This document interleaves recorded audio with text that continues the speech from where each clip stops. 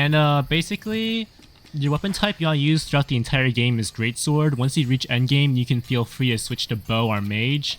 But I don't recommend switching unless you are desperately trying to get the requirements to make a quiver or trying to meet the requirements to make this soul amalgam. That's the only time I would switch earlier than endgame to make those materials and then dip afterwards. So your loadout should be, ignore the grades on this. The armor set you should never upgrade until endgame, or like unless if you want to take a hit from fire mobs, just upgrade to G6 or something. But you should want the rogue hide hat, the ranger armor, and the ranger leggings. And the reason for that is because if you compare the base defense stat to the endgame armor, there's barely any difference. So you shouldn't bother with the endgame stuff. You just get the stuff that gets you more damage. The passive on this is just more armor pen, which is just amazing for damage. And then for the best weapon type in the entire game, use plus steel. Plus steel is the best in the game, except for the shield. That shield's ass. But everything else is the best. Don't bother with these fancy looking trashy items. Okay, so today I'll teach you guys how to get all these crowns and all these stones. You already know how difficult these are to get. It's from the high multiplier rewards. They multiply your drops by a lot. And you should never turn on enemy HP. I'm only doing it so he has enough health so I can teach you guys how to beat him.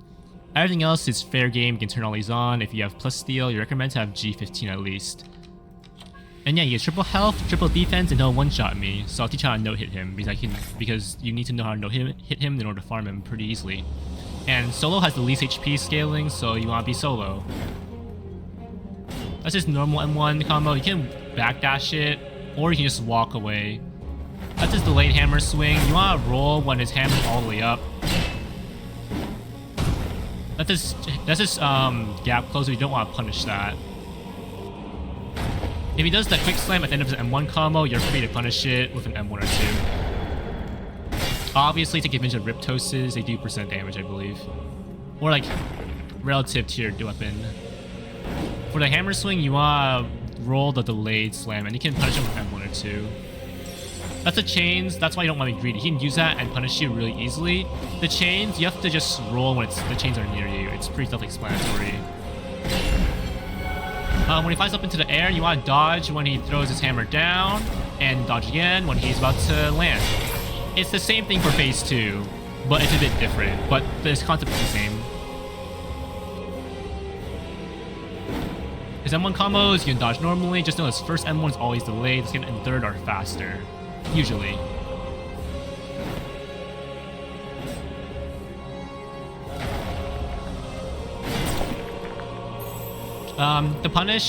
The safe punish window is usually 1 or 2 M1s if you're right next to it. Otherwise, you're gambling on getting a Riptos off and posture breaking him.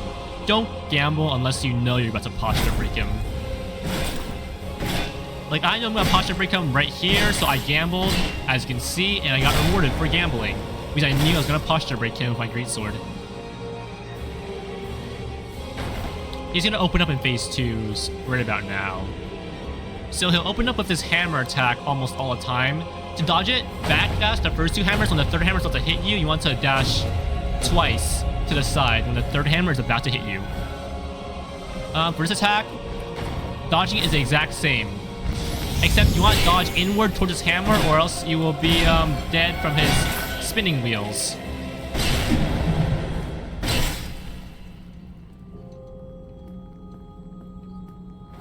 He keeps the same M1 combo, by the way. And you can punish him like so.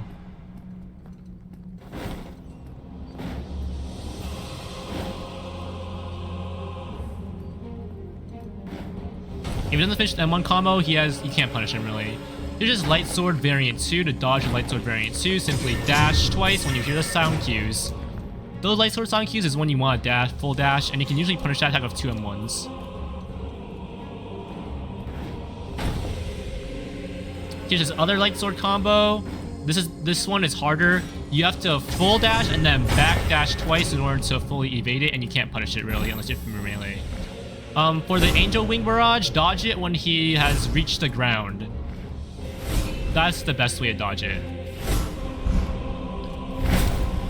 And then if he's not close to you, only use 1 M1. If he's really close to you, then go for the Riptos, like so.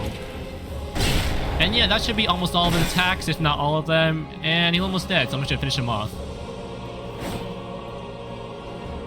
If he ends an M1 combo abruptly, don't punish him. It's not worth it. For his late hammer swing, dodge when he has his hammer all the way up, and now he's dead. And I'll show you what rewards you get.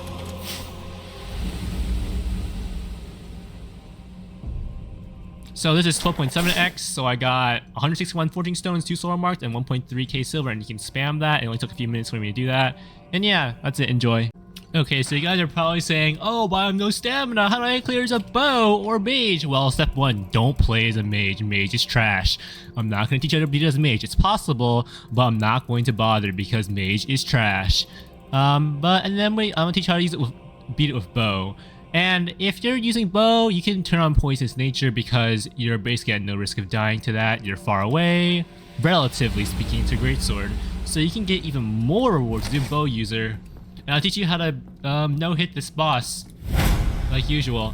If you're a bow, you can just open up with your overcharge into many M1s. For his M1 combo, you can just walk backwards. But you still have to dodge all the slams as normal. And I already tell you how to do that, how to dodge this. Really, this boss is more about your consistency if you can't really kill it that fast. And you won't be killing it that fast if you put on max defense and max health. So you have to make sure that don't get greedy and stay consistent. With bow, you can land generally more hits to punish because you don't have to head to the boss. But it's a little bit lower damage. That's the only downside. And then you have to make all those stupid arrows every so often. And here is phase 2.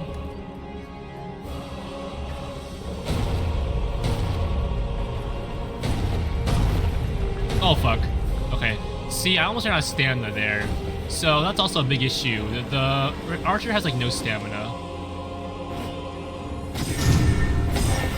And I dodged it the exact same way I told you so, that I taught.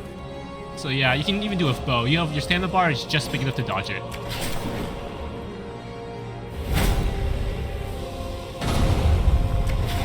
Your overcharge doesn't last that long, so you have to choose the attacks with a big window to punish for bow, because your mana is very difficult to regenerate, so you want to be very careful of when you want to punish it with overcharge.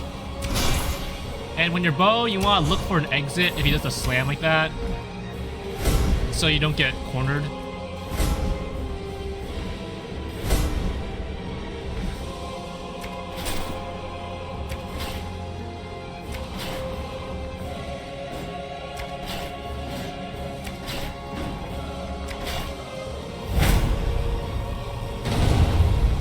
And yeah, that's a good opportunity to overcharge if you're wondering. I like to overcharge at that point in time. And this attack as bow, it's really easy. You have more than enough stamina to dodge it. And you get a full 3 shots to punish that light sword variant, or 2. Depends on your stamina bar at the time. The main thing about bow is stamina management. If you can do that, it's really powerful for bosses like this.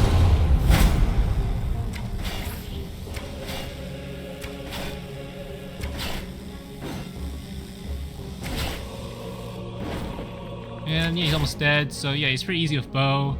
I recommend G15 bow for normal variant, or like don't add the HP. And yeah, pretty simple.